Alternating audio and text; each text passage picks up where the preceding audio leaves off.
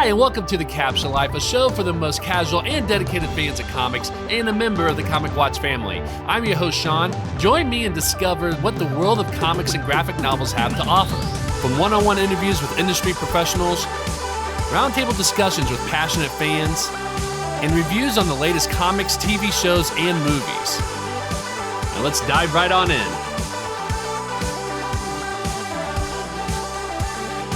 Hello everyone, and thank you for tuning into the show. Yesterday, August 1st, was Spider-Man Day, so to celebrate, we're going to review Marvel Comics' Spider-Man Life Story, published in 2019 and created by Chip Zdarsky and Mark Bagley. As you may know, I select the comics we're about to review by taking the recommendation from our guest host, so please welcome to the show fellow Comic Watcher Aaron Kleinman. Aaron is a film student who's aiming to work in animation and has also worked in a comic shop for the past 5 years. He first got into comics at a young age when he was gifted single issues and trades by his dad. One of the first issues he remembers reading was Justice League Europe number 57. Crisis on Infinite Earths was one of the first storyline comics he read, and George Perez's art is arguably where he could trace his want to create back to. Over the years, he has done voice acting, stage acting, film acting, animation, and film writing, and a slew of other behind-the-scenes work. Creating is in his blood, and it's arguably thanks to comics. Aaron, welcome to The Capsule Life. How you doing tonight? I'm doing all right. I mean, as you know, I just got back from a con, so I'm feeling that, but I'm doing good. It's comics all day since like 9:30 this morning, and we're still going. Yeah. And you went to Terrificon, right? Yeah, went to Terrificon. It was and how was that? Terrific time. No, it was good. I mean, I only went today. A friend of ours went. I went Sunday, which is today. And a friend of ours went Saturday and Sunday. He said the crowd was so much smaller today, and I'm so glad. It made the lines so much easier. Yeah. Are you is it more like the lines, or do you just not want to be like around people, like that many people, or is it both? I'm fine with the people. It's just the lines were long enough as is. I had stuff I had to get signed for me and stuff for a friend, and we got in at 10. I wasn't done getting autographs until like 2.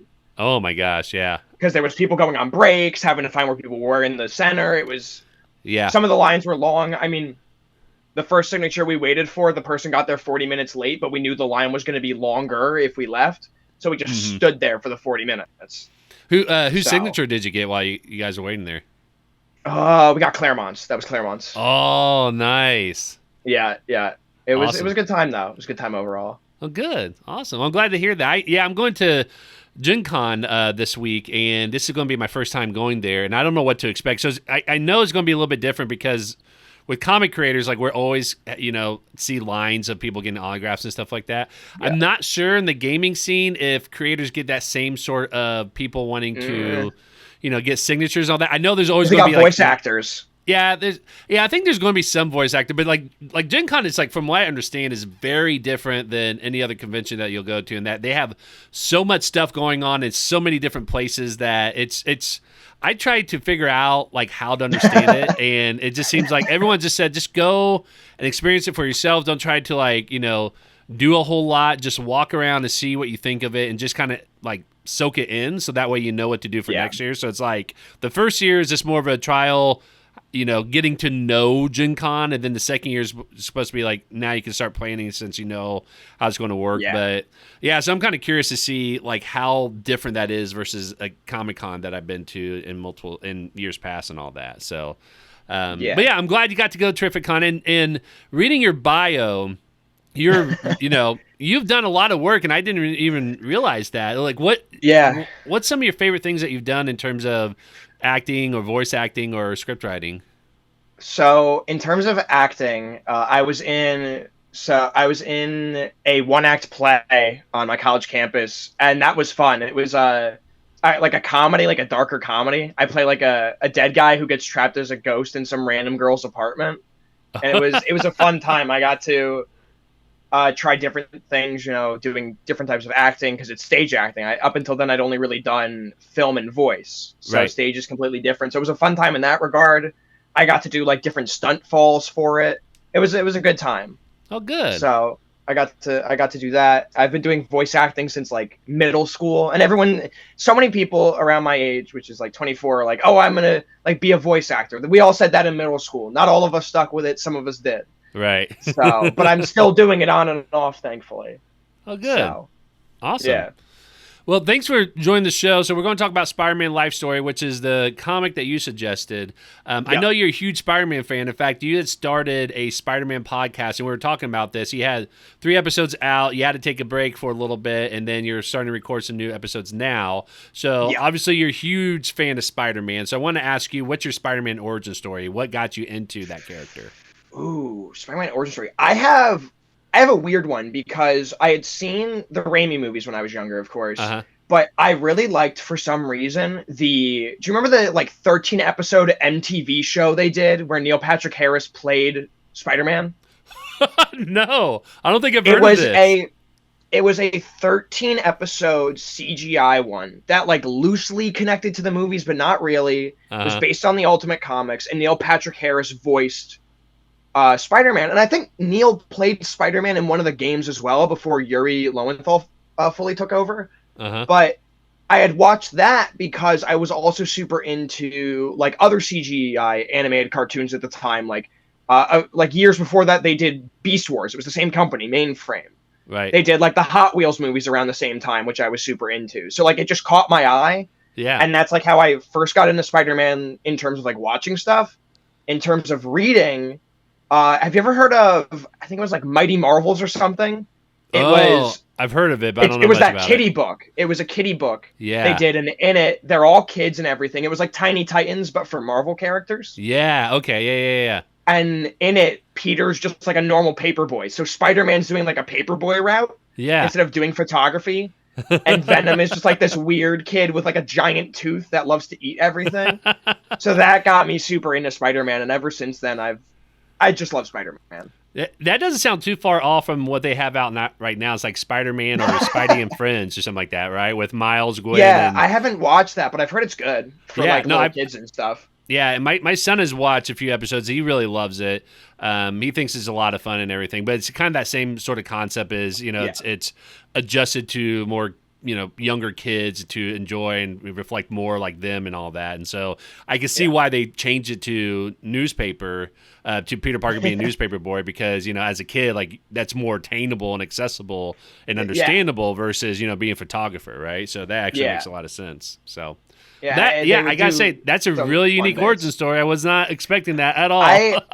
I have unique origin stories with everything. In my bio, I said Crisis on Infinite Earths was the first real storyline I read. It's because my dad, when I was 8, handed me a pile of trades and single issues and went, just, here you go. Right. And one of them was Crisis, and the death of Barry Allen stuck with me for forever. Yeah. Yeah. So, but it's I hadn't read any DC comics when I was younger. That was the first DC comic I really read that had to do with continuity. Yeah. I was just confused but having a good time. Which I think that's how all of us are now with all the stuff that's out there. Oh, for sure. For sure. Especially me and X-Men. I love X-Men, but don't ask me to tell you what's going on right now because I have no idea. Dude, I love reading it, but after I read it, I'm just yeah. It's just, and especially with all the stuff that's about to happen and going to happen and everything, it's just, I don't know. It's sure, that's I love that. I couldn't tell you what's going on necessarily, but when I read it, it's very enjoyable, but there's just so much stuff going on. So yeah, so it sounds like that hasn't changed a whole lot. No, we all read it and hope we understand it eventually, right? Right. Yes, exactly. Or somebody will explain it to us eventually. Or somebody becomes apologist at some point and someone's maybe the Clone Saga wasn't that bad. Yeah. So, well, cool. No, I love that origin story. I think that's probably one of the more unique ones I've had on the show. So let's dive into Spider-Man Life Story. And for anyone who's listening, again, we're going to be talking about what happens in the book. So if you have this on your to-read pile, definitely, pause this episode and don't listen to this if you don't want it spoiled. If you don't mind spoilers, then, you've been warned and you know what to expect. So, Aaron, why did you suggest this book when I asked you if you wanted to do a Spider-Man story for the show? Why Spider-Man Life Story out of all the ones that you could have chose? I feel like Life Story, one, is a great Zdarsky book. Zdarsky did great work on it. But he had also written other Spider-Man, which he had done Spectacular Spider-Man beforehand. Right. But in terms of if someone asks what are the major story beats for Spider-Man, in an odd way, Life Story covers them a lot. Life Story is nothing like the canon of 616, Right. but it hits like so many of the major beats that if I had to be like, well, if you read this book, you'll get like an idea of stuff that happens to Spider-Man. Would I recommend you start with it? Probably not, but it's a good contained story where it's like, this person dies, that person dies, this happens to this person, this weird thing happens. Like, Right. it hits all the beats just in very different ways. Right. But all the beats are there. Yeah. No, I agree. I've heard great things about it, but never read it until you suggested this. And I think you're absolutely right. One of the things I absolutely love about this story is that it's a limited series, self-contained, where as anyone who is a fan of Spider-Man, whether they've read the comics or not, will appreciate it. If you've read the comics and know a lot about the Spider-Man lore, there's a lot from you to take in that you could be like, oh, this is from this story and this is from this story. If you're not familiar with any of that stuff, you could still enjoy this and not, have to understand where those things are coming from to understand what's going on in this story. And I think this is where they did a great job of that, because it's really hard to be able to tell a unique story like this, and it's definitely unique in a lot of different ways. But Zdarsky, who's well known for doing like ridiculous ideas that just seems to work, did it in this story and was able to pull in a lot of the different stories about Spider-Man through the years and kind of made this its own kind of story that worked really well. I think if you only know Spider-Man from the movies or TV shows and just have it like a general idea of Spider-Man, you could read this book and follow along and not feel like you're lost because it's mentioning something that happened in like all these other things. He did a great job of kind of making that its own thing. I think that's something that after I read this, I remember saying to myself, I want more Marvel characters to have this kind of story where people can just jump in and read, not have to know anything outside of it, but for those who are dedicated fans, they can tell you these are like Easter eggs or this is where it's coming from. Like, I would love to see a Daredevil version of Life Story. I think this is a great idea. So I appreciate you suggesting this because I absolutely love the story. I thought it was just fantastic. So let's do a recap of what this story is about generally. So the summary is like, this is a 6-issue series, and then apparently there's an annual that came with it. I didn't even know they did that annual until you told me. Yeah, well, I mean, I didn't even know either. Anthony Bergamini from Comic Watch told us about this, and I didn't get a chance to read it before this episode, but apparently that one focuses on J. Jonah Jameson, so I definitely want to read that sometime. It also adds context for some events. Oh, does it really? We'll get to it when we talk about it later, but there's a scene in one of the books, in one of the later issues, I think it's like 5 or 6, it's 5, where they talk about Jonah's funeral. And you're looking at an event that happened, and I was like, what event happened? Because the Registration Act is being talked about and stuff. Right. But then the book, Jonah's book, tells you the year he dies, and then you're like, oh, that's what happened. Yeah, okay, that makes sense. And I'll explain it more when we get to there in the story. Yeah. Well, I'm going to have to read that now after we record this. Yeah. So this series is 6 issues plus an annual. And basically, just like what the name suggests, it's Spider-Man's life story told throughout the years. And so basically each issue focuses on a decade, and it is placed against the backdrop of that decade, right? So it opens up in the first issue is in the 1960s, which is when, Spider-Man was first created by Marvel, and he's like a 15-year-old kid. And as you go through each issue, it's a different decade. So first issue, is in the backdrop of the Vietnam War. The second issue had more to do... It still was doing Vietnam War, if I remember correctly. And I think third issue was a Cold Vietnam War. Yeah. Oh, yeah. Say that again. They extended the Vietnam War in the book because the superheroes get involved. Yes, exactly. Yeah, so the first 2 issues are Vietnam. I believe the third issue is against the backdrop of the Cold War. Part of it, yeah. Yeah, and then the fourth issue is when we start getting into wars from the comic series. So it's like Secret Wars, and then the next one is the Civil War. So it's kind of placed under these like bigger backdrops of like actual events that happen in the world, as well as what happened in the Marvel universe. But it's basically you see Peter Parker and Spider-Man age in each of these issues, which we haven't really see that happen a whole lot in Marvel Comics, which I think is a really interesting idea, right? Yeah, Peter aging, that's crazy. I mean, ages up until like maybe 30, right? That's as old as he talks about it. everyone talks about it when the movies come out, because every time a new movie comes out, he's in like high school. Yeah. Every time. Yeah. But he was only in high school he was out of high school by the time Ditko left, and Ditko I don't even think was up to issue 100. Like, right. You know, the amount of time Peter spent in high school is so minimal compared to everything else. But we got I enjoy the MCU movies of him, but we didn't need 3 movies of him in high school. Right. So much of his high school life just doesn't exist in the comics. Actually, a lot of it's through flashbacks or through other characters. Right. Yeah. Like we get more info about his high school years through other characters a lot of the time. Like the Jessica Jones thing, right? Yeah. How Jessica Jones had a crush on him in high school, which was of course a retcon to insert her in there, but that's like more info from a book that wasn't even about him. You know what I mean? Yeah. Oh yeah. So yeah. So this series is already unique in that we actually see the character age, and we don't see that a whole lot with other characters necessarily either in the Marvel universe. But like just as you said, Peter Parker's always the young one, so it's actually nice to see a whole life story of a character in a span. And again, you don't have to read a lot of it. This was just 6 issues plus that annual, and so it was really well done in that regard. But as you go through it, he goes through very interesting, complex problems as well too. So the first issue, he goes through, should he join the Vietnam War effort, because of his responsibilities, and stuff like that. But then every issue kind of gets a little bit more complex in terms of what he's struggling and battling with, all the way through the final issue. And so it's really cool to see how not only does he mature, but his problems get, more mature and more complex, because it's not a simple answer. Because in the first issue, we'll talk about this a little bit later, but in the first issue, he kind of gets that solution from Captain America, basically. He talks to Captain America and asks him about him going to the Vietnam War, and it was kind of interesting to see how the issue 1 ends with Captain America.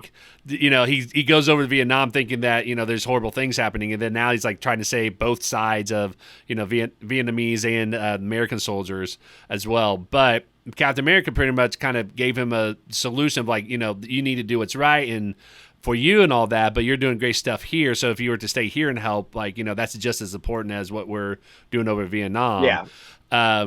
But then with every issue, it's not that simple of a solution. And I think that's because the responsibilities change. Exactly. Yeah. Responsibility change, the context change, the ramification change. And so it was really cool to see how every issue just progresses in terms of it's not a clear and simple solution most of the time. Yeah. By the time they get to issue 5, issue 6 is a little bit different because he's kind of wrapping things up, and I think at that point it's he already knows his responsibilities and doesn't need to second guess or anything. He knows what he needs to do at that stage of life for him, because he's already lived long enough to know. And so it was less complex about the issues facing, but it was more of a resolution to the character and the things that he's been dealing with his whole life. And so it's a wrap up of his feelings, essentially, wrap up of his responsibility. Yes. Yeah. So, and it was because really that's what cool. the book is about. Yeah. The book kind of amounts to his responsibility as a person, his responsibility as a hero, his responsibility as a husband, his responsibility as a nephew, his responsibility as a father. Every issue kind of touches on different responsibilities he has in his life, and it all kind of comes together in that final issue. Yeah. Yeah, and it was really cool how they did that and how they talked about that. So that's Spider-Man life story in a nutshell. Is there anything else you want to add to that, Aaron, that maybe I didn't touch on that might help with some context with it? For the summary, I can give a quick summary of the annual. I don't know if we're going to discuss it much, but it's you said, it's about J. Jonah, and it's about J. Jonah coming to terms with his place and his responsibility for what he does in terms of how things go down in this story. So, which I thought was interesting. Yeah.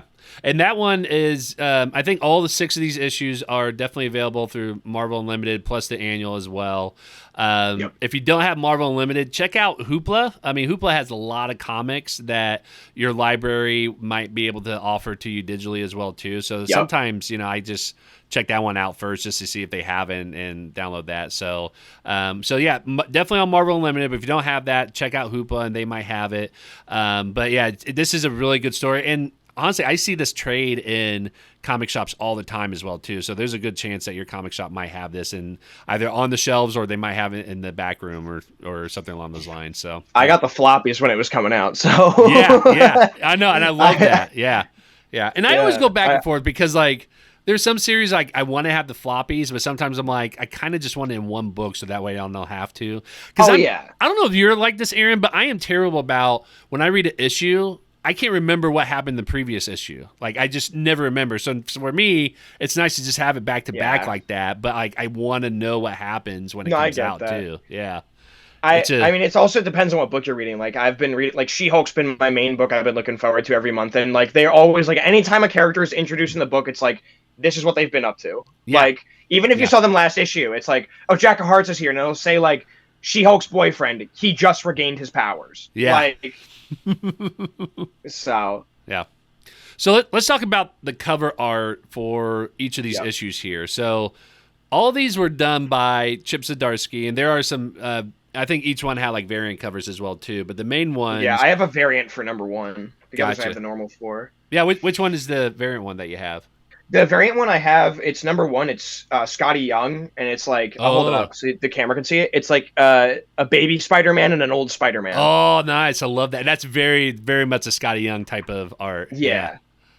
I mean, obviously, he's not going to draw a different kind of art, but like if you know Scotty Young's work and you see that's that cover, how he draws all his variants. Yes, yeah, like it's really it's that's a lot of fun. So yeah, so if you're listening to this, if you watch a YouTube video, you can actually see it, or if you want to Google it and look it up, you can do that as well too. But the main cover arts have been done by Chip Zdarsky, who is the artist. I really like his cover art because they're very simple, but what he includes in there, first of all, it's all a single opaque color overlay on all the art, right? So it's like an entire color with some minimalistic art drawn on there. So the first issue is Spider-Man swinging his web, but the web is like attached to U.S. military helicopters to kind of signify the Vietnam War.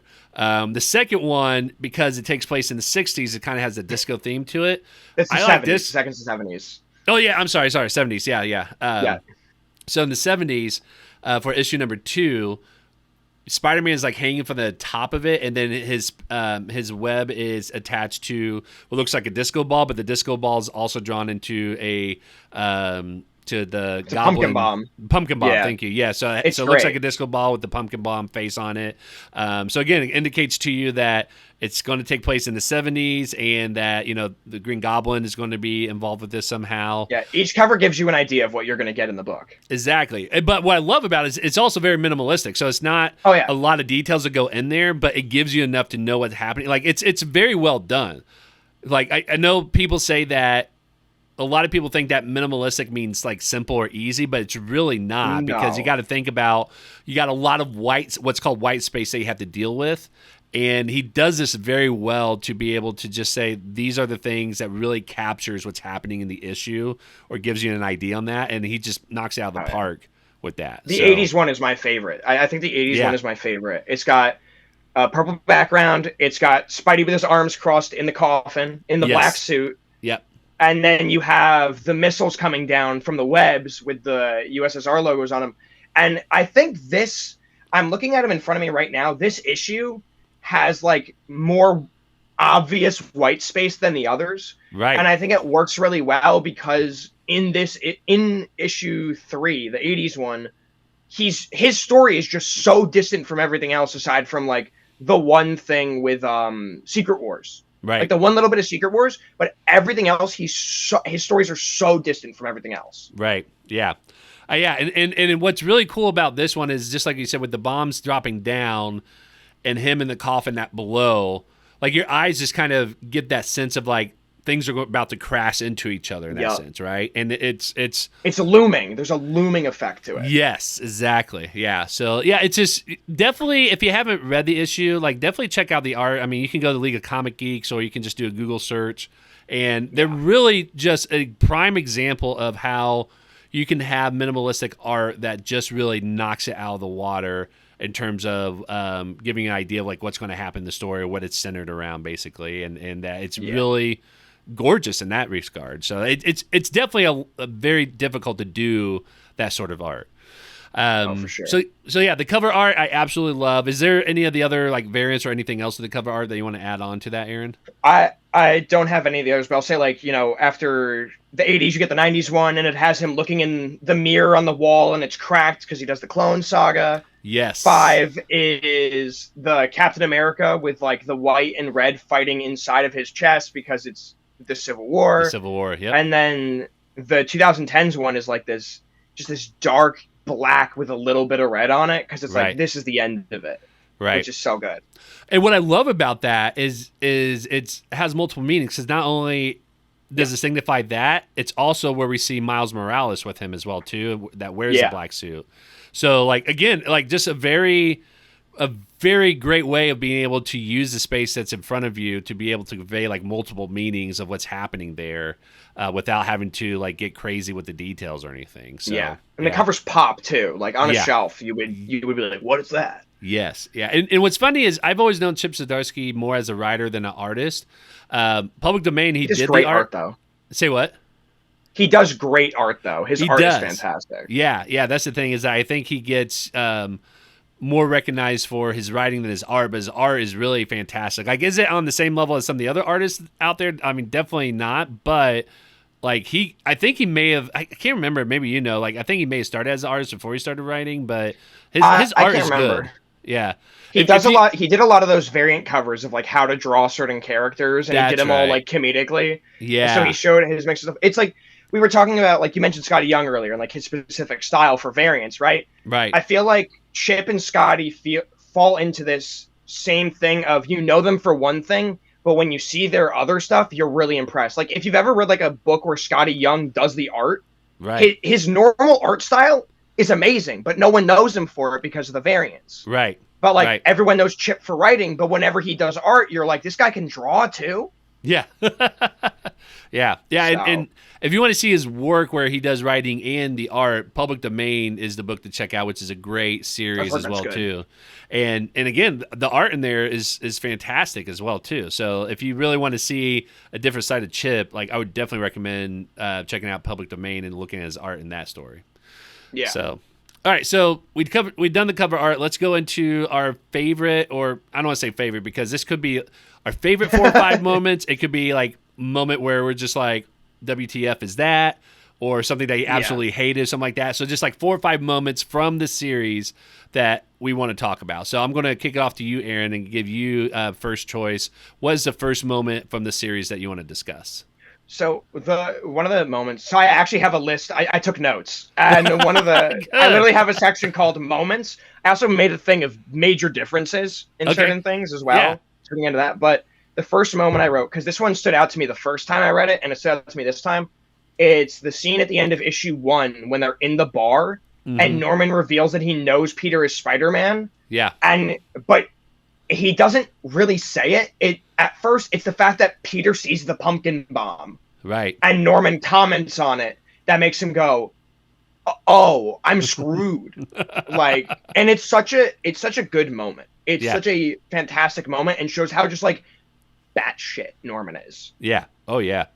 Definitely. Well, and it's the fact that he planned that out ahead of time, and like he's kind of a strategist in that regard, right? Like he knows, like he's pretty much pinned him up into like what he wants Spider-Man to do and to be able to, take him out basically. But yeah, I mean, that's the thing. Like you said, like he never really says that Peter's Spider-Man, but you kind of get the sense that when he tells him about the pumpkin bomb, that he was waiting to see his reaction to actually get it confirmed, right?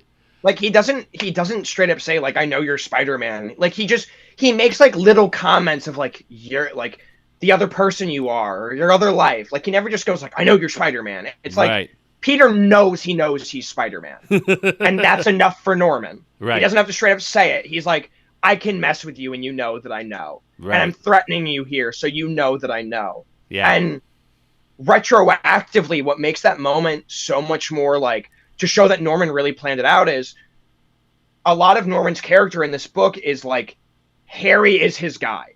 Like Harry, like he might not show that he always loves Harry, but he cares for Harry even if it's just as a tool. Right. And in this scene, Harry would also be at risk if Peter did something inside the bar. Right. but he knows Peter would never do that. Right. So Exactly. he like, even in that moment, it's like retroactively, like, oh, Norman really planned this. Yeah. Because Oh, yeah. his son was there. Yep. Yep. He So- made sure of all that. Yeah. And what's interesting is later on in that issue that I really thought was a really cool idea that Chip integrated into the story is when Spider-Man finally has Green Goblin down, like he has this moment where he's talking to himself about, he knows who I am. He knows, who my family is and my loved ones are. He has a moment where he's like, maybe I should just let him die and then my secret is safe, right?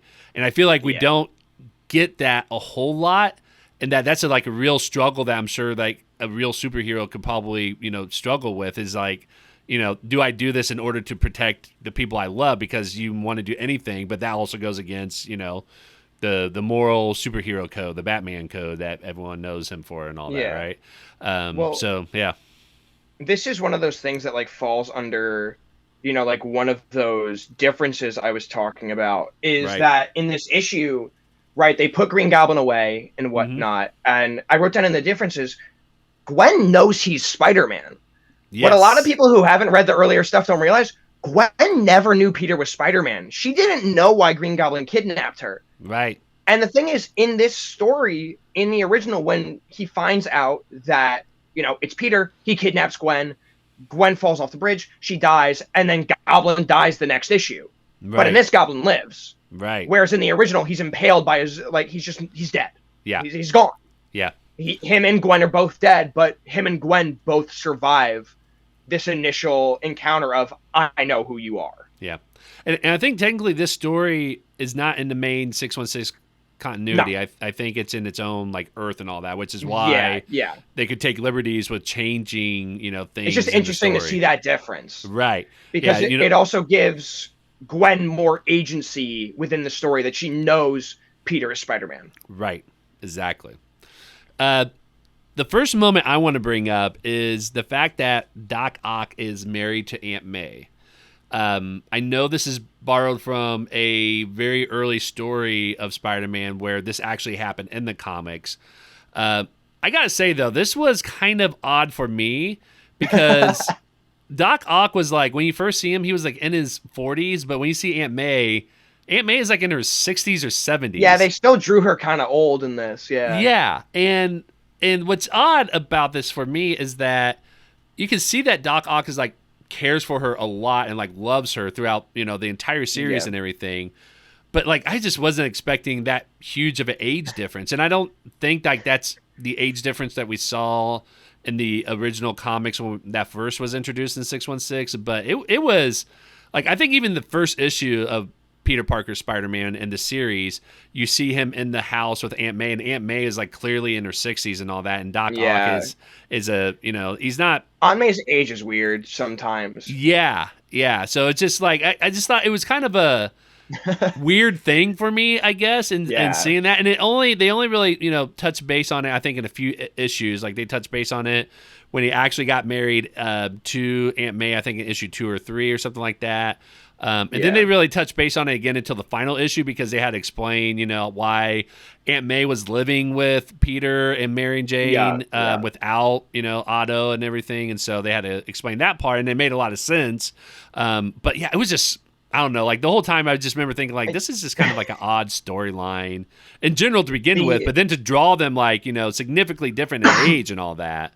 Oh yeah. I mean, that storyline in terms of 616 has been referenced as recently as the Beyond era. Yeah. Which was only a few years ago. But the thing is, in more recent years, they've drawn Aunt May.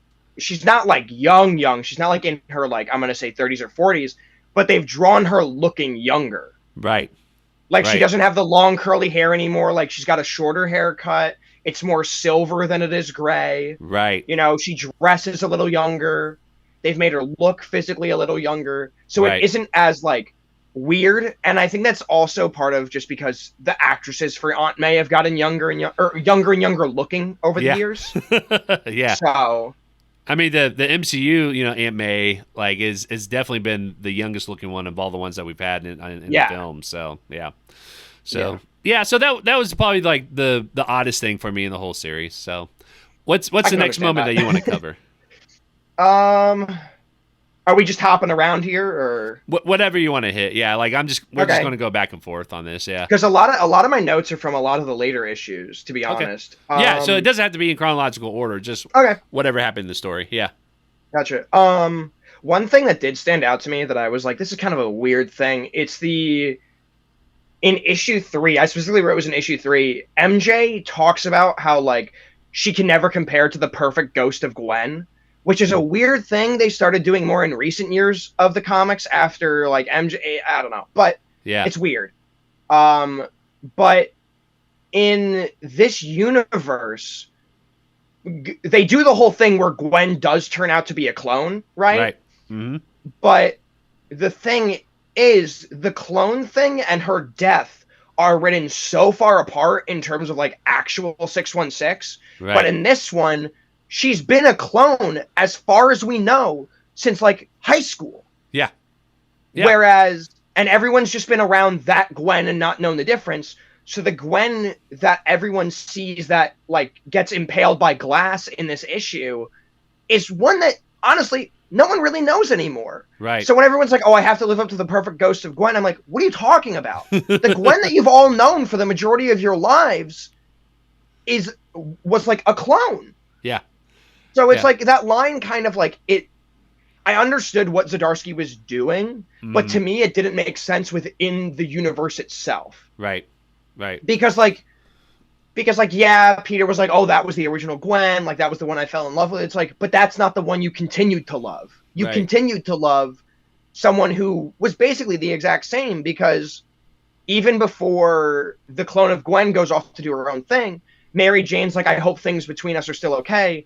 And Gwen goes, "MJ, I have all the memories of the Gwen that came before me. Like, we'll always be best friends." Right. And I'm like, so there's no real difference beyond that. Like, she's a clone. It's just like the Multiplicity movie that we had with Michael Keaton, right? It's all the memories that they had, like they have that shared memory. It's weird that they don't remember like that cloning process. And I'll be honest, I don't know much about the clone era of Peter Parker, and I guess Gwen was cloned in the 616 universe at one point, I guess. They didn't even talk about that. That wasn't a thing until like around the One More Day era, I think. Okay, gotcha. So I'm not as familiar with that area of Spider-Man as I am with others, but like the Gwen clone thing, like it did come up every so often, but it wasn't as like big of a story point until like more modern years. Like they had done it, but it was never a thing that like stuck and caused any like lasting issues. Right. You know? Okay.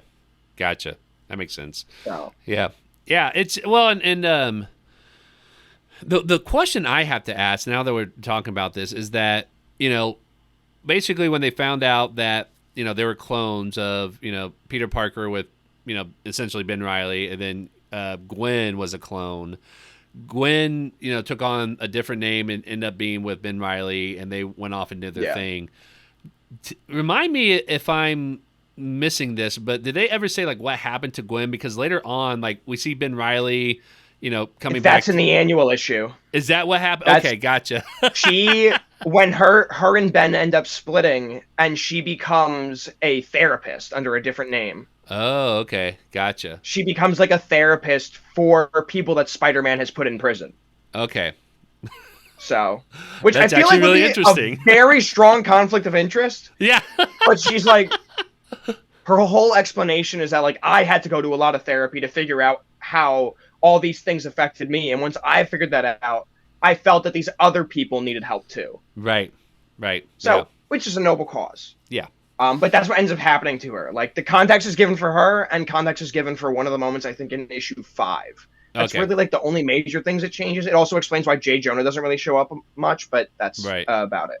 Okay, that makes sense. So, the next moment for me that I want to talk about is Bein Reilly in the Scarlet Spider teasers that we kind of get in this series, because it actually shows up a couple of times. We definitely got the teaser where Peter Parker tells Bein Reilly, because Doc Ock had like did some sort of analysis on their DNA, and he tells them that Bein Reilly is actually the original and that Peter Parker is the clone, right? Which was a thing for a bit there. Which Right. was a thing of like Peter Parker's the clone and the clone's the original, and Right, exactly. And then they, it was like, oh, gotcha. They put the whole clone saga in one issue, man. It's never Yeah. gonna make full sense. Yeah, because later on that issue, you find out that actually wasn't the case, and Peter Parker like knew this whole time, but I guess he did that because he wanted to give Ben, I guess, like a better life because A life. yeah, because like he had all these things, but he couldn't be Spider-Man, and so he wanted to go ahead and like give that back to him, which I still find it kind of weird that he just didn't tell him the truth, but it's like if you want to do this, like I kind of get it, but at the same time, it's like whatever. But in that issue though, we see that when Peter Parker is telling him, you can be Spider-Man, Bein Reilly pulls out the Spider-Man mask to give him, and it's the Scarlet Spider one, and he's wearing the blue hoodie that he's always known for wearing. What I also love is I can't remember if it's that same issue or if it's an issue before, but you see Peter Parker kind of teasing that a little bit because he's wearing his Spider-Man suit, but he's also wearing not a blue hoodie, but it's the same color blue of his hoodie that's kind of like tattered around. They really played with the colors in it. They did, yeah. So they kind of get, because when I remember seeing that, I was like, that looks a lot like the Scarlet Spider's suit. And sure enough, that's what, they brought into full circle later on. And so it was a really cool way for them to kind of tease that sort of thing. Again, if you didn't know who Scarlet Spider was, it wasn't going to be a big deal, but for those who are huge fans, like it was a nice little Easter egg that you can kind of see coming. And that's exactly what happened is they kind of, he didn't become Scarlet Spider, but they just kind of, I think they call him the Red moment. Mask. I think he says like people called him the Red Mask or something. That's right. The Chicago Vigilante, the Red Mask. Yeah, that's right. Yeah. But what's interesting, and you say this, and like if it's a perfect segue into the other moment one of the other moments I was gonna talk about, or just a little thing is like those. Even if you don't know something, you can enjoy it. But if you know something, it's there. In one of the issues, when Peter's not with MJ anymore, he's hooking up with Jessica Jones. Right. Which, like, if you don't know that Jessica Jones had a crush on Peter Parker in high school, you're just gonna be like, "What's Jessica Jones doing in this book, and why is she hooking up with Peter?" But like. And it's only like a 3-page thing, really, that discusses it. But it's like, oh, well, of course this happened. In this universe, I guess she just didn't get with Luke, and her and Peter end up hooking up because she liked him in high school. Right, exactly. So, and that's something I feel like didn't really detract too much, from that, because you could just they did a good enough job to say that they were split. Obviously, like. If you know who Jessica Jones was, it was like a kind of a cool, thing to include that character. Yeah, I mean, she's doing investigation in the book, which is clear that's how they got back in contact, probably, and that's why they started hooking up, because they started talking again because he hired her. Right.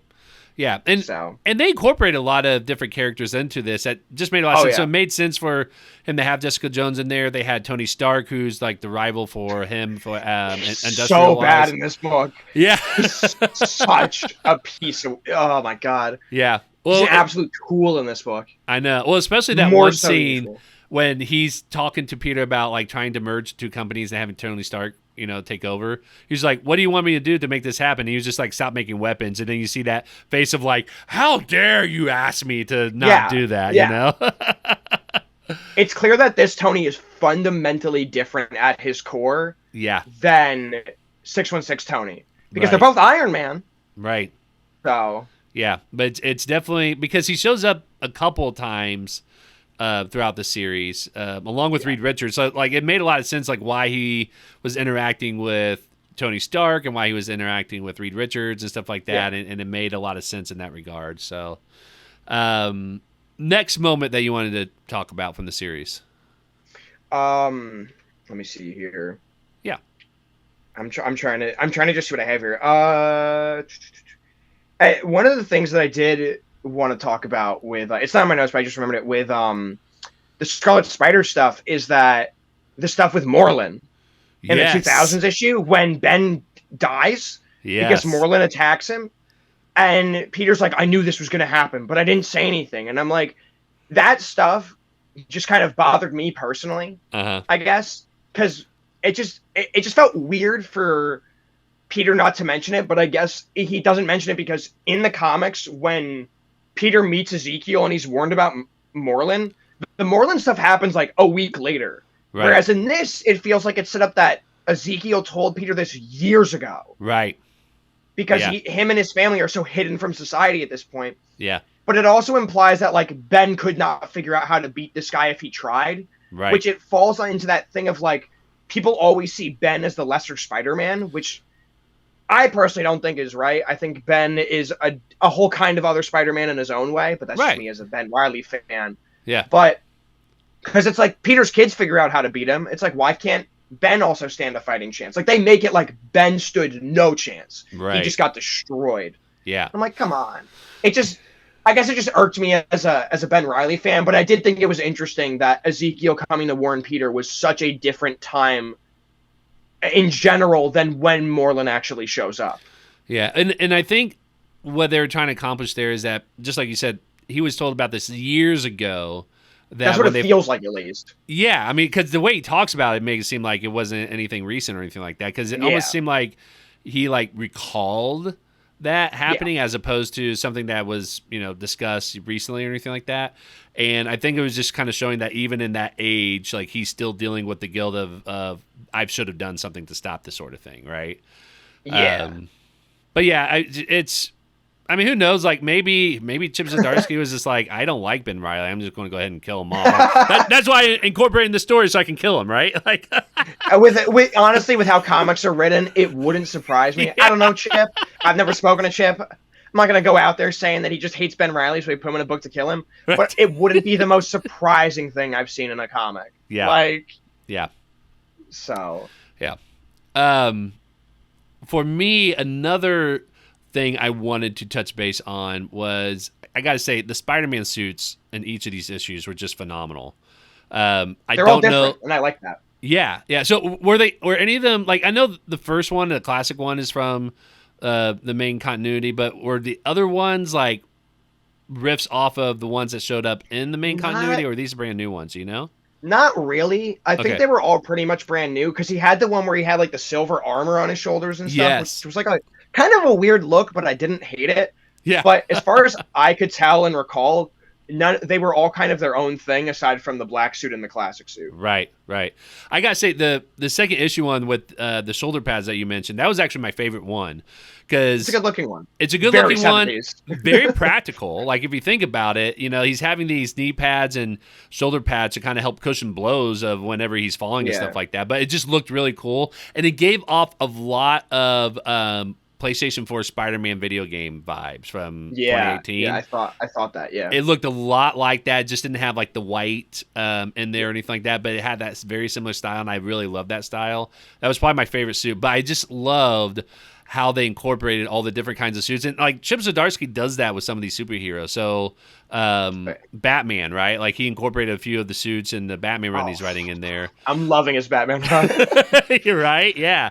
And so I just love like the different suits that they were able to play around with, and they were all just really cool. I don't think there was any of them that I really hated at all. They were just all so phenomenal. So, great work to Mark Bagley for drawing that and making it just look so super cool, and that it must have been fun to be able to just draw a new one for every issue too. And they clearly do like different things, because as he gets older, it's clear they're helping him in different ways with different like issues with his body. Mm-hmm. Because like even as you look later on in them, they have like some of them look more like they have more robotic parts on them, like almost like braces. Right. Which I thought was an interesting design choice. Right. But it makes sense. Because he even talks about like, I'm getting older. He's like, I can still do this stuff, but I probably shouldn't. Yeah. Like when in the part where he's like, the doctor told me I shouldn't be, lifting like buses anymore, just cars or whatever. Yeah. Like, I just want to be like, how did that doctor visit go without him revealing something? Like, did he show up with the mask on and his underwear? Like, that's it? Like, is that how he did his examination? It's such a fun moment. And like with that quip too, it reminds me, he doesn't quip a lot in this book. That's true. He's a pretty serious Spider-Man in this book. Yeah. Which makes it very different. He's not a very optimistic Spider-Man. I think it shows maturity, though, because in the first issue he does a lot of quips with Green Goblin when he's fighting him, right?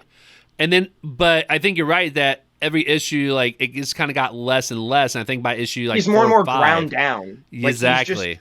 He's more like just survival. shaving away the top. Yeah.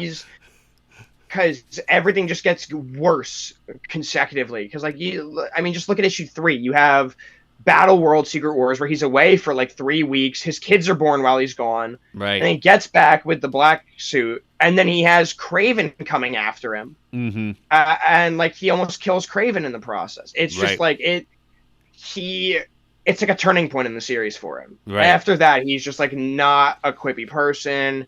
He's very much like, God, this sucks. What am I doing? Until the final issue. When he's out in space with Miles, he tells Miles like he needs to have a sense of humor, because Miles didn't have like a lot of jokes when they're flying out to the space station. You find out why, but yeah. Right, exactly. Yeah, but I mean, just the fact that he was telling him like, you need to joke around and stuff like that. Shows like he's, again, full circle, kind of at peace with everything. That was a funny reference too, because he says like, oh, I went through that very serious phase too. Because there's like the infamous thing from when Ditko was working on Spider-Man, where Spider-Man would like yell at college protesters and stuff. Yeah. But that came from Ditko's own political beliefs, which are not at all endorsable in the slightest. I don't know if anyone has ever looked at a Mr. A comic. Yeah.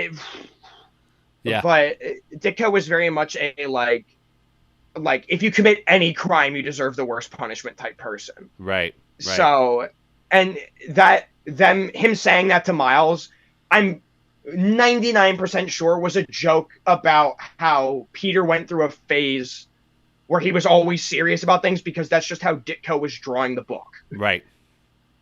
So, it's one of those deeper cuts that if you know, you know. Yeah, exactly. And yeah, there's a lot of those in there as well too, that, for sure. Again, for any level of Spider-Man fan, like it definitely has a lot where if you are obsessed with the Spider-Man comics, you're going to find a lot more than more of the casual fans, or even ones who are, avid readers, but, don't do the deep dive or anything like that. Like it really hits for a lot of people on a lot of different levels for that reason. So, All right, what's the last moment for you that you wanted to chat about from the series? I'm just going to say something that was just, you know what? No, I'm going to talk about, because we can talk about this at a different point. I'm going to talk about Claire's speech to Peter about being a hero. Yeah. In issue 5, because he's like, I don't know if I should do this. I don't know if I should go. And she's like, you have to. It's like, we know you have to. And she even says, like, I saw the footage of you wearing the mask after Jonah's funeral, and it made me realize you always carry it on you. And she was like, that's why you moved us out here to the middle of nowhere, so you didn't have to see people who need you beyond us. Right. So you didn't have to be the hero. And she's like, but you know in your heart of hearts that you need to be the hero. And it comes back around in the final issue when they're going to the space station. You see Claire, his daughter, wearing the Mayday outfit. Right. She's wearing Mayday Parker's outfit. Yeah. Clearly showing she became a hero too. Mm-hmm. And it's like, it's in their blood. Like, that's the whole thing, right? And, like, it's even like that in the comics. It's like Spider-Man and anyone who is, like, his kid, family, whatever, they're going to be heroes because it's just in their blood to do the right thing. Right, yeah. And I love that Claire knows that. So if you haven't read the book, Claire is his daughter in this, not Mayday. Mm-hmm. He has twins, Claire, and I think Benji is the other one. Yep. Mm-hmm. Yeah.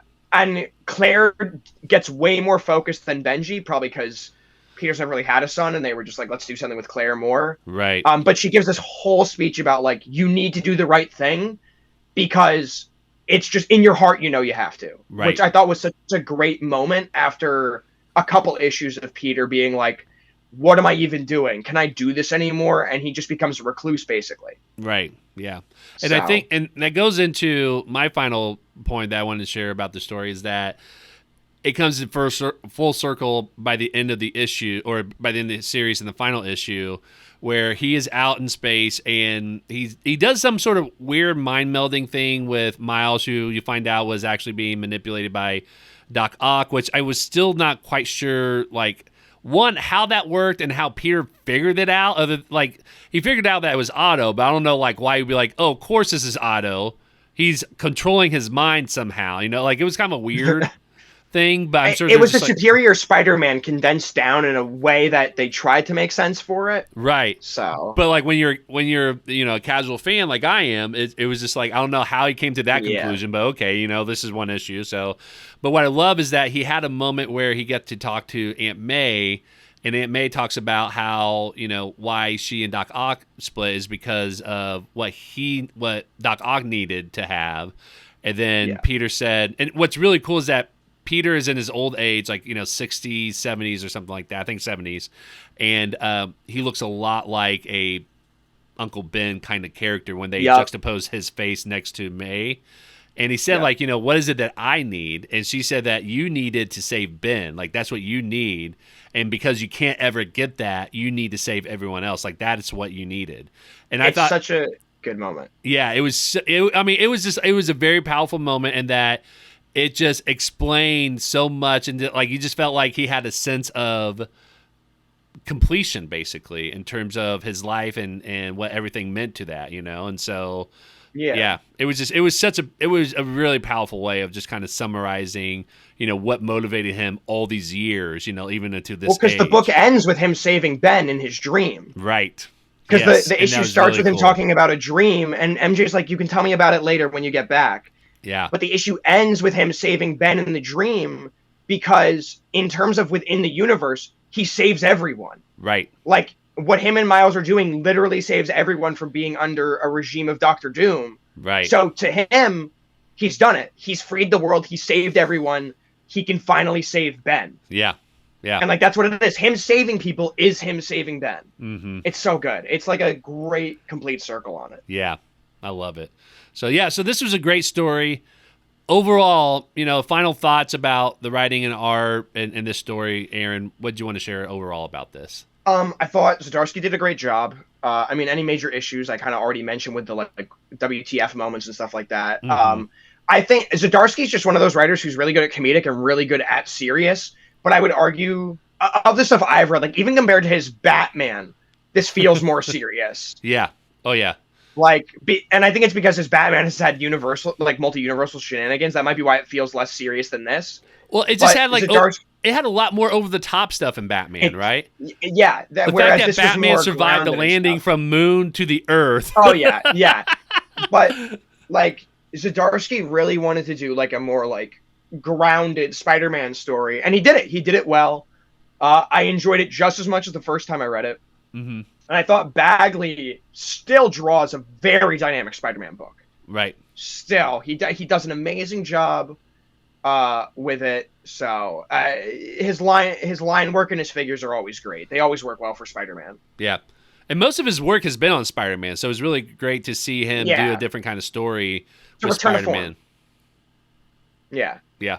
And get to see him do other characters too in a different way, like a different type of Cap, a different type of Tony. Like he had to draw them in a different way than he's normally used to. So it was interesting to see him kind of flex in a weird way, because when you have to draw a character a different way than you normally do, you have to fight that muscle memory. Right. Exactly. Yeah. So I thought they both did a fantastic job. And I think that, just him being able to work on like an aging Peter, an aging, Reed Richards, aging Avengers, because we got the older Avengers. Aging everyone. Yeah. Aging, even like the one time he showed Kraven, like Kraven was like decrepit and then the next time you see him, he's a skeleton. Like, which that was bizarre, but it was so cool too. I love that scene. That was one of the coolest scenes. When it turned out he was Venom, but he was just a skeleton inside of Venom. Amazing. Again, a crazy idea that probably originated from Chippy. Like, why don't we just do this? So yeah. So, but it was great. Yeah, I'm not a very avid reader of Spider-Man comics. There's only a handful of comics of Spider-Man that I've actually read. But I gotta say, this is definitely a favorite story, not just a Spider-Man story, but just a favorite story in general, that if I had anyone that asked me what is a good Spider-Man story to read, I would definitely suggest this one, because it's all, again, self-contained and you can follow along with it without knowing any of the stuff outside of it, other than like knowing, the general concept of who Spider-Man is and everything like that. But it's just a really well done story. So this is probably one of my favorite books I've read this year because of that. I don't think I have any real like major qualms or anything like that with the story. So it's definitely like I would give this like a 9 or 10 out of 10 for sure. Yeah, my qualms were all personal, like the Bein Reilly stuff. Otherwise, like I was like, it's great. Yeah. You know. So. Well, let's go ahead and end the episode with the comics that we're reading. So, like what we always do, we want to share what people are reading who listen to the show. So, starting off with Comic Watch, we have Chad Burdett said that he's reading Night Terrors. The main story and most tie-ins continue to be good, but Williamson stick the landing and make it more than a forgettable event. And rereading the Poe Dameron series.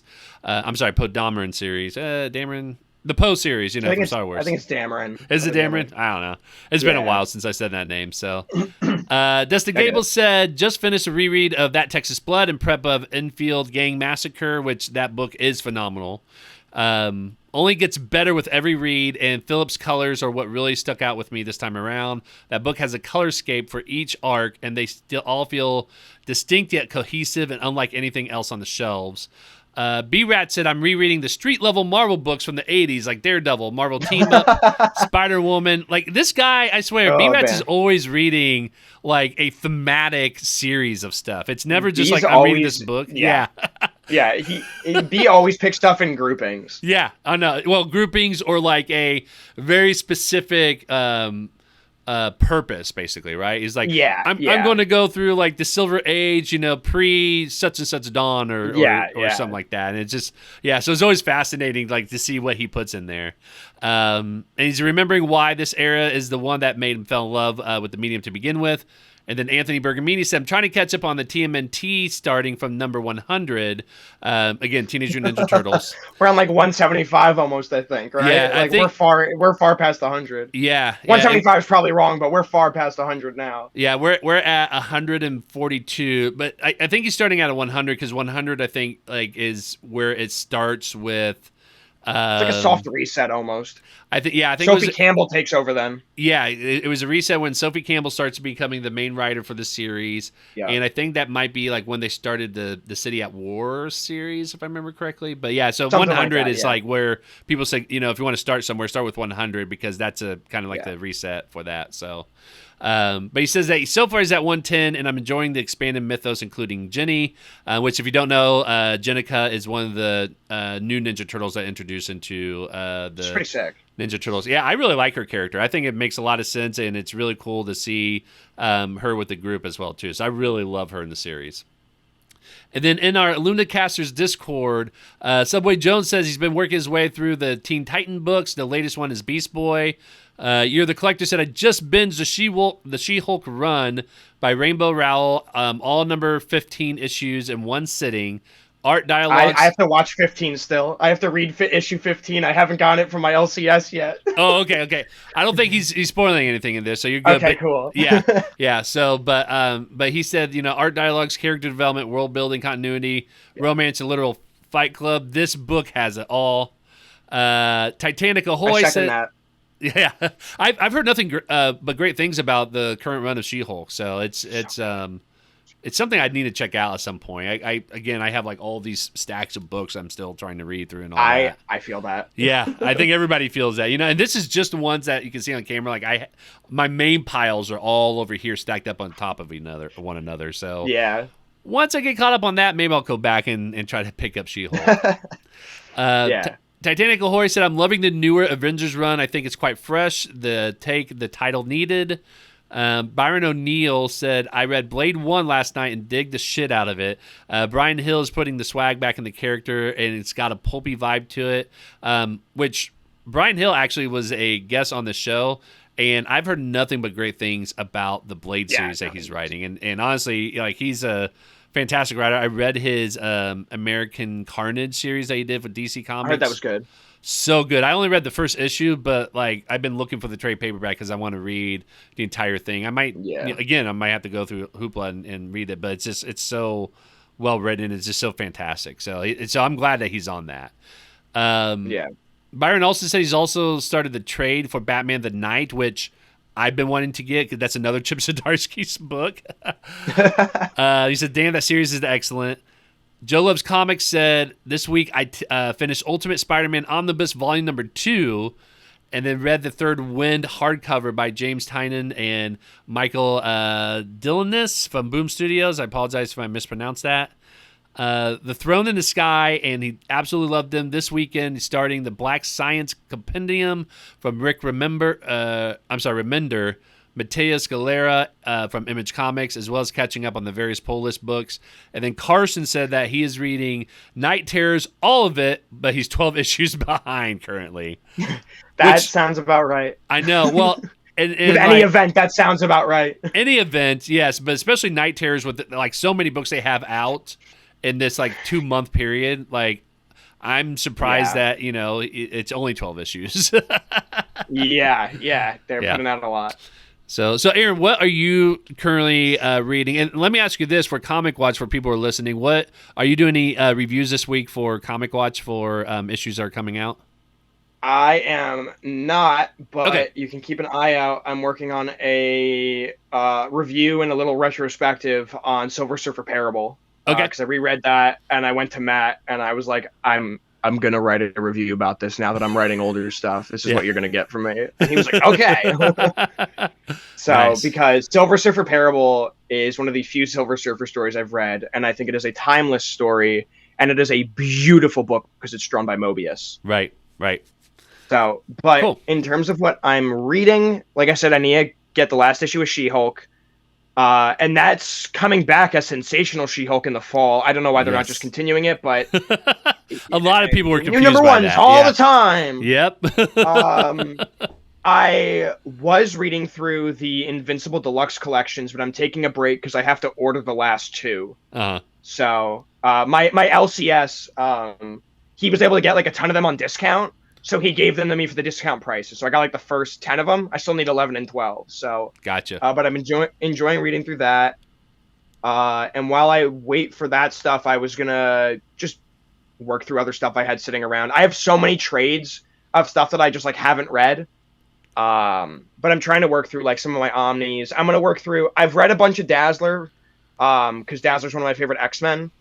But I'm finally going to sit down and read through her masterworks to get through all that. So that's probably my next like big read. Mm-hmm. So, gotcha. Because I love Dazzler. She's my girl. I only know her just from passing. I don't know much about the character, but I know like you've been posting in our Comic Watch Slack like a lot of the Dazzler stuff, especially the stuff that had like come out recently and everything. Yeah, I did just read the Hellfire Gala. I will say I did just read that. Yeah, and I saw the roster with Dazzler, and I went, "We're so back." And then I saw what happened the next page, and I went, "We're so not back." Like, it was like within 2 hours this post happened because I didn't have the book in hand. Right. I just saw the roster, and then I saw what happened on Twitter, and I was like, "Oh, I'm in pain." But it was a good book. I enjoyed the Hellfire Gala issue. So right, yeah. For me, I've been really far behind on my pull list. So, like, if you're watching the YouTube video, you'll see I have these, like, 2 huge stacks of comics. Like, this is from the past maybe 5 or 6 weeks. So, I've just been so busy lately that I have not had a chance to read anything. And so, my goal is in the next couple of weeks to sit through and read these.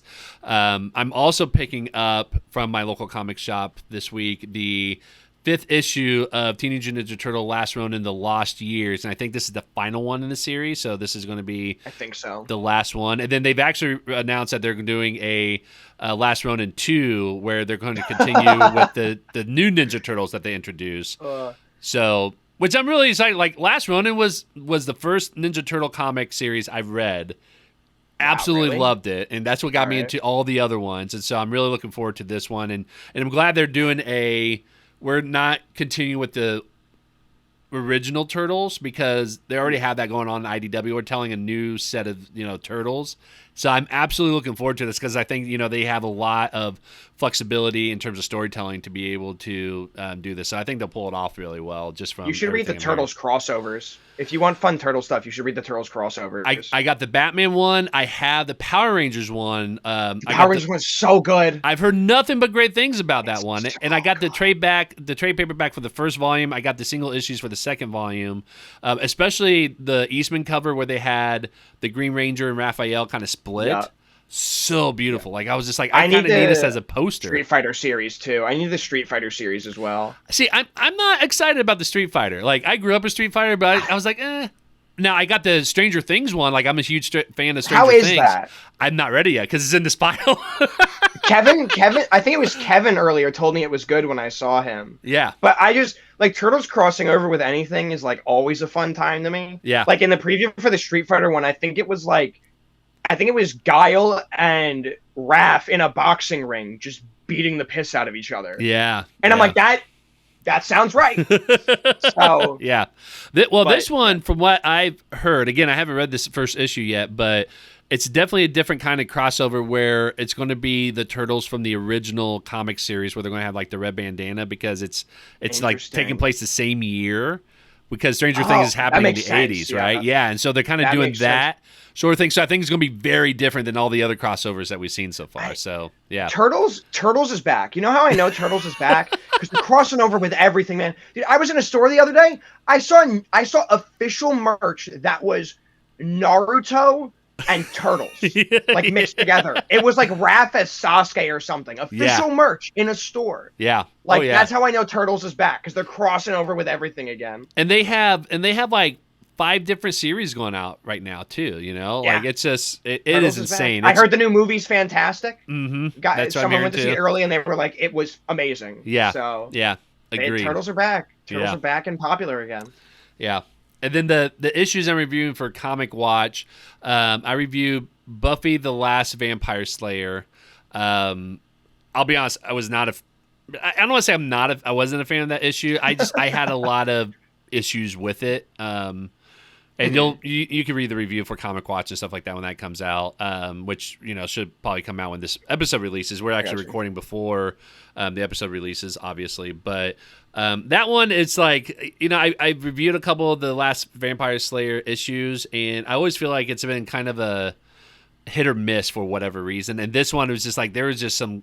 I don't know if like I just haven't kept up with the previous issues that there's some things that are just kind of assumed in there, but I feel like there's some glaring issues with some of the writing and art. But even with the art, like there's some issues with the art, but there's some things with the art that was like actually well done that was just so great. But it was just, again, there's a few things I was just like I couldn't tell the difference between 2 of the characters in the series, so and then I'm doing a review for Grimm. I haven't done that review yet. I haven't read it yet. I haven't read actually any of the issues yet, so it's going to be kind of fun to go in to read this and like not know anything about it. So we'll see how that goes. Read the issues beforehand. Come on. I know. Well, if I had the time to read the 11 issues, like I would try. I feel that. Yeah, that's why sometimes like I'll try to pick the lower numbers because like I could read like an issue or 2 before the one I have to review just to get context. Yeah. But I'm like I'll just do Grimm, and every once in a while I was like I'll do a crazy one just to see. So and again, give it time, and Tyler will stop reviewing Spider-Man, and you can take over. Maybe. I think we've gone through 3 people in this current run. I know. Yeah. So. Well, and I'll say this is that I usually try to pick books that I would normally not read. If it's something that's on my pull list, I purposely don't review it because I don't want to read it early and then go pick up on my LCS and then immediately put it in my bin because I've already read it, right? Because I know myself that I'm not going to read it again anytime soon. So I'd never pick any issues that is already on my pull list unless it's like something very specific. Like Battle Chasers is the only exception because I started getting into Battle Chasers when I reviewed it, and I absolutely love it. I want to continue reviewing it, so that's the only one I'm grabbing and putting in there. But it's like I just want to have that collection, but very rarely am I doing that with all the other. It's not a hard collection to get together either. Exactly. The original 9 are pretty easy to find. Yeah, and I'm reading that one on Hoopla as well too. So. Nice. Well, Aaron, thank you very much for coming on the show, talking about Spider-Man Life Story. Before I let you go, where can people find you online?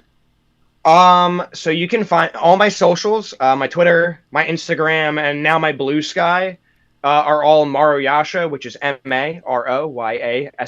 That's my TikTok as well, where I do stuff over there where I don't know what I'm doing over there just yet. I just make stuff. No one knows what they're doing. I don't know, man. I just respond to things, and I stitch videos, and I use filters sometimes. Yeah. And then once I get Are you cool if I promote my podcast? Is that? Yeah, go ahead. Yeah, definitely. I just want to make sure because it's your show, and so. No, I'm all about promoting other people's podcasts. Okay. Yeah. All right. Some people aren't about it. Some people are. So I like to. We're make sure, definitely all about it here. Yeah. I'm working on putting together the next 4 episodes of my Spider-Man podcast with a hyphen. It's literally with a hyphen, all 3 words. It's on Spotify, Apple, all that. Gotta love RSS, man. I took like almost a year break because school just took over, but with my upcoming schedule and my better time management and frankly being medicated, it's really helped. So yeah. What I'm going to be doing is I'm going to be recording those in batches. They'll be coming out. It's going to be Wednesdays, and it's called With a Hyphen because Spider-Man can always tell if you're saying it with the hyphen or not. Right. And basically what it is I'm reading Spider-Man. I'm reading basically everything Spider-Man, starting with Amazing Fantasy 15 and working my way through. As of right now, I have a reading order made starting from there all the way to Secret Wars. Mm-hmm. And I'm basically going to be looking at them from almost a retrospective because I know a lot of the stuff from a modern point of view. Right. So, right. Yeah. Awesome. I'll make sure to put a link to that in the show notes below as well. Appreciate it. Yeah. So, well, thanks again, Aaron. And again, thanks for talking about Spider-Man. And we'll see you later. And that wraps up another episode of The Capson Life. Don't forget to hit the subscribe button. You can follow us on social media at Capson Life. For more information about us and all of our previous episodes, visit thecapsonlife.com.